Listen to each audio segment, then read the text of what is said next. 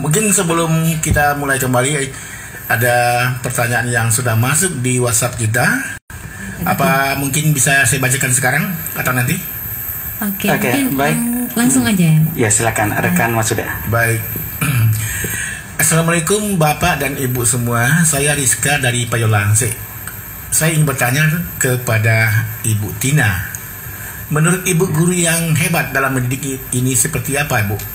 Ditambah kondisi sekarang ini, pasti dalam mengajar kadang-kadang sampai pembelajaran, kadang-kadang tidak. Apakah anak-anak harus mendapatkan nilai 100 semuanya di dalam kelas baru dikatakan hebat atau bagaimana? Itu satu pertanyaan. Dan pertanyaan kedua, masih untuk Bu Tina, ada kan Mas Suda? Iya, coba kita bacakan dulu. Assalamualaikum, saya Ibu Ut di Parirantang. Saya sangat kagum dengan para guru. Sehari sehelai benang, setahun selembar kain. Yang mana guru-guru memang sangat sabar menghadapi anak-anaknya, penuh dengan teknik pembelajaran yang unik untuk mengembangkan daya tarik anak.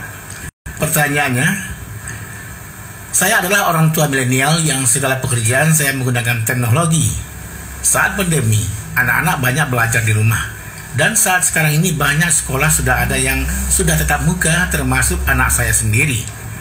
Saya ingin tanyakan bagaimana cara Ibu menyikapi anak-anak yang sebelumnya di rumah saja belajar dan sekarang sudah tatap muka. Pasti ada perubahan pola perilaku anak. Karena saat di rumah saja, saya butuh teknik tersendiri yang membuat anak menjadi tertarik, termasuk Ibu. Sebelumnya cita-cita saya adalah guru, dan saat ini saya menjadi guru untuk anak-anak saya. Ya, demikian rekan Altair dan juga rekan Indah pertanyaannya. Oke, baik rekan. Menariknya. Iya, rekan Mas Suda, 2 pertanyaan untuk guru berprestasi kita di siang hari ini. Namun rekan Indah, sebelum ke Bu Tina ya, followernya sudah mulai menanyakan ke beliau. Nah, kita kembali ke Pak Wakil Wali Kota. Ya. Seperti yang kita sampaikan tadi, bahwa fenomena yang kita lihat di lapangan realnya seperti itu, bahwa mulai menjamurnya sekolah-sekolah swasta, baik SD, SMP, hingga tingkat SMA. Nah, sekolah negeri mulai tergerus popularitas dan juga elektabilitasnya. Iya, betul. Ya, nah kayak calon mulai aja kayaknya. Gitu ya.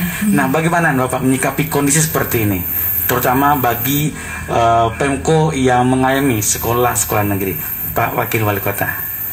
Baik, ini tentunya introspeksi buat diri kita di dalam pemerintahan dan pengelolaan pemerintahan, di mana perubahan ini bisa terjadi karena beberapa faktor. Nah, sementara kebutuhan yang untuk proses pendidikan ini selalu meningkat. Nah, di sini kita melihat metode-metode yang dilakukan swasta, baik itu mereka berkebebasan mengelola keuangan dan anggaran yang lebih luas dibanding negeri, dan kemudian mereka juga bisa berinovasi dengan metode-metode pendekatan, baik itu dari mungkin sekolah Islam terpadu atau keunggulan-keunggulannya lainnya. Nah, tapi kita melihat dengan Merdeka Belajar itu ada peluang buat pemerintah di dunia pendidikan untuk berinovasi lebih luas. Nah, di sini tentunya kami dengan Dinas Pendidikan akan melihat peluang ini untuk bisa juga mengembangkan metode-metode pembelajaran di sekolah-sekolah kita. Nah, kalau terjadi memang dalam rayon kemarin ada menjadi kendala dengan zonasi, kendala dalam penerimaan, ini juga menjadi catatan untuk kita rubah di periode yang berikut ini. Jadi kita sudah memberikan evaluasi penyebab-penyebab kekurangan murid, ya. Karena apa? Karena sistem yang memang harus kita evaluasi. Nah, di sini dengan kejadian ini kita berharap tahun depan tidak lagi ada sekolah yang minim muridnya. Benar. Nah, begitu juga dengan metode-metode pembelajarannya. Nah, harapan orang tua terhadap anaknya juga sudah kita terima dan kita akan implementasikan di sekolah negeri. Begitu juga dengan kebutuhan-kebutuhan sekolah, baik itu alokasi pendanaan dari Pemda maupun dana DAK. Nah, karena di sini tentunya sangat dibutuhkan karena sekolah tidak bisa memungut biaya apapun dari orang tua dan murid. Nah, di sini tentunya peran serta Dinas Pendidikan melalui Pemda, melalui Dinas Pendidikannya akan lebih kita besarkan alokasinya. Oke, baik. Nah, ada yang menjadi buah win, Pak Wawa. Nah, di tengah masyarakat, orang tua wal murid banyak menyampaikan keluhan bahwa guru-guru sibuk dengan sertifikasinya, sehingga akhirnya murid, para peserta didik mulai termarginalkan. Nah, bagaimana? Ini mungkin menjadi salah satu atau kritik introspeksi untuk kita yang mendedikasikan dirinya sebagai pengajar di sekolah-sekolah.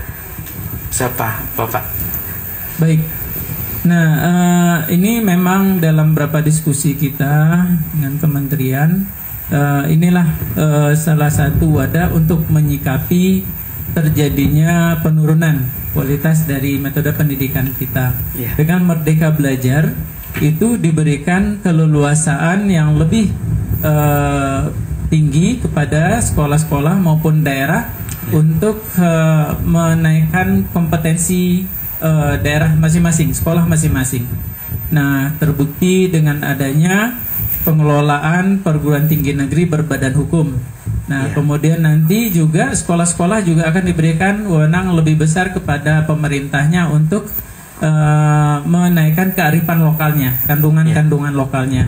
Nah, di sini kebijakan kepala daerah nantinya sangat dibutuhkan untuk bisa menyikapi kebutuhan dunia pendidikan itu sendiri.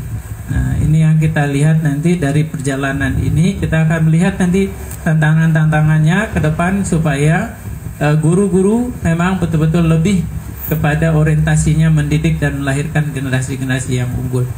Oke, benar, Kak Enda. Revitalisasi dan revitalisasi peran guru di sekolahnya masing-masing.